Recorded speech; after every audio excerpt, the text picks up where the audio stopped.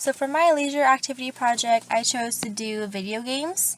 I chose to do the game Destiny mainly because my boyfriend and a lot of my coworkers play this game, and I know that's definitely really popular among males right now, and they just came out with, I believe, Destiny 2, so it's kind of an ongoing game.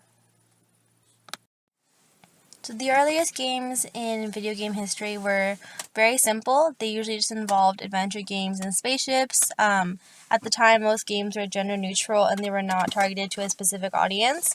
At the time, the makers of video games, they didn't really think of this is for boys or this is for girls. They just made it just to please the average American. Also, most companies at this time were just seeing what they could create with the technology that they were given or they had. In 1983, North America experienced a massive recession in the video game industry. The recession was called the video game crash of 1983. It resulted in bankrupting game company after game company after game company.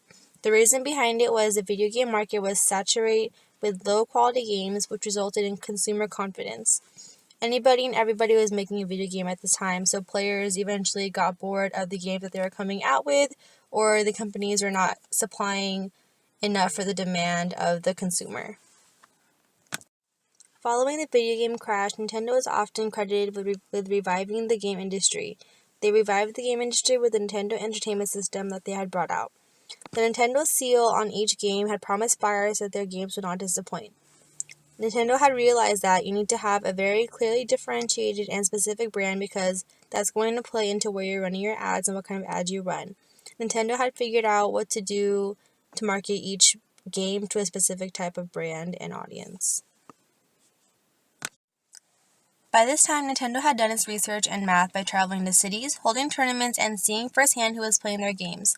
They had found that more boys were playing video games than girls. Video games were soon about to be reinvented after the video game crash of 1983.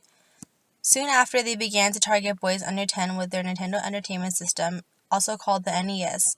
And then 5 years later, the Super NES targets boys ages 10 to 15. Nintendo had now figured out how to target a specific audience, which were the boys. So the biggest reason why video games has been predominantly male is simply because of the fact that the industry targets the current established audience, which is males, rather than winning over a new audience. Most video games made for girls tend to not gain that much popularity because they stereotype girls too much, such as the cover will be very bright pink, or the character in the game will just be super girly and it'll be like your typical girly girl or the ideal female in the male's mind. Women are definitely getting more active into games now, with the number of girls and women playing these consoles more than 5 days a week, which has soared since 2011 to about 5 million this year in 2014. They are also very active in mobile games. At the recent Game Developers Conference in San Francisco, they found 55% of mobile game players to be women. So mobile games being the apps on the phone or even on Facebook, those games like Candy Crush or Farmville, things like that, women tend to play more than the regular home game console. So women do participate in video games, and when they do, they often choose to play as male characters. About 70% of females play as male characters online in hopes of sidestepping sexual harassment, according to a study by author and law professor Danielle Citron.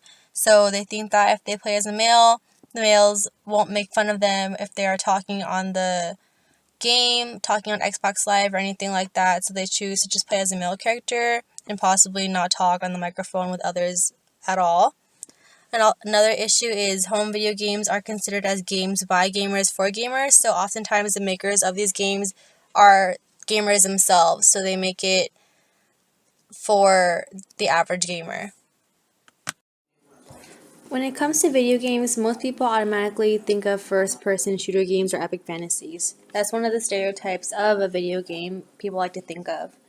The typical gamer nerd boy often comes to mind as well when they think of video game players. People like to think of like a teenage boy in their room that always plays video games, but that's not always the case. All types of people like to play video games nowadays. Also, mobile games and apps are also video games, but are often forgotten about. Usually, male leisure activities are for downtime away from work. Video games fit into this ideal because people have switched so much time to computers and video games as their leisure activities now. Men enjoy video games because it is an escape from their daily routine and work life. So this topic relates a lot to our class materials, especially when we talk about feminism. In both Gains and Gaps, Chapter 7, page 181, this quote, "A stigma still exists regarding participation in activities thought to be more appropriate for the opposite sex, and the stigma may be particularly strong for boys wishing to participate in stereotypically female activities rather than the other way around." So it's kind of easier for girls to play boys' activities, but it's not as easy for boys to play girls' activities. Like, girls can easily play video games, but boys kind of get a lot more hate when they do girly activities like ballet or dancing. Also, with our society and culture, interestingly, both women and men who play games predominantly associate gaming with men. 60% of those surveyed considered gaming a male activity. So even though we try to talk about making video games more for both sexes, it's still kind of engraved in our heads that video games are for men, not women. I actually used to play a little bit of video games when I was in middle school, but I stopped as I was going into high school. I think I never got back to it because I wanted to do girly activities and things that I could put on social media, like shopping, eating out with my friends, and the typical things that you see on social media and Instagram now. I think that's often one of the things that holds back girls from trying things that boys usually do, is because they think that they're supposed to do activities that girls are supposed to do. So here are a few clips of me playing the game Destiny. My boyfriend taught me how to play, and I was doing a mission on these two clips and kind of just trying to figure out how to play the game, get used to the controls. So the game is actually pretty challenging. It took me a while to kind of figure out the backstory of the game because there's so many different characters, so many different missions, so many different maps, and it was kind of hard, but I think if I was to play it for a little bit longer, consistently, I'd really be able to get the game and be really good at it. But the times that I did play the game, I thought it was really fun, and it was really interesting because they have you could tell that there was a lot of thought put into the game, and it was really entertaining, and it's not the usual game like Call of Duty. This one kind of has more of a story to it.